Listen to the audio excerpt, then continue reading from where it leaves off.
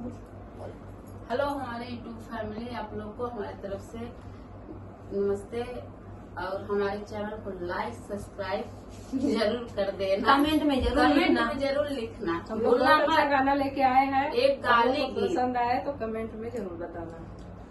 समधी बेईमान हो बेटौआ अपन बेच देले। समधी बेईमान हो बेटौआ अपन बेच देले।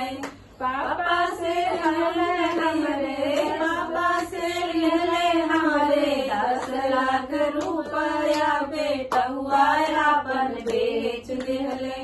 समधी बेईमान हो बेटौआ अपन बेच देले। समधी बेईमान हो बेटौआ अपन बेच देले। समधी बेईमान हो बेटौआ अपन बेच देले।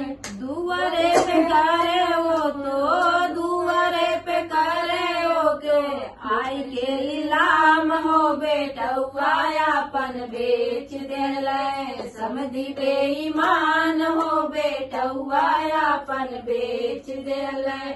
समधी चाचा से मांगे हमरे 5 लाख रुपया।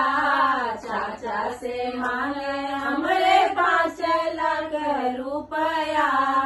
दुआरे पे आके हो तो दुआरे पे आके हो तो कर नीलाम हो बेटौआ अपन बेच देले। चाचा बेईमान हो बेटौआ अपन बेच देले। चाचा बेईमान हो बेटौआ अपन बेच देले।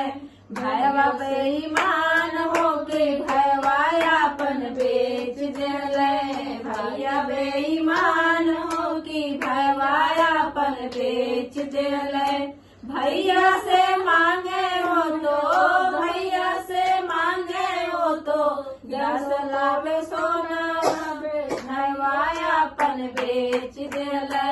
भैया बेईमान हो कि भैया अपन बेच देले। समधी बेईमान हो बेटौआ अपन बेच देले। समधी बेईमान हो बेटौआ अपन बेच देले। समधी बेईमान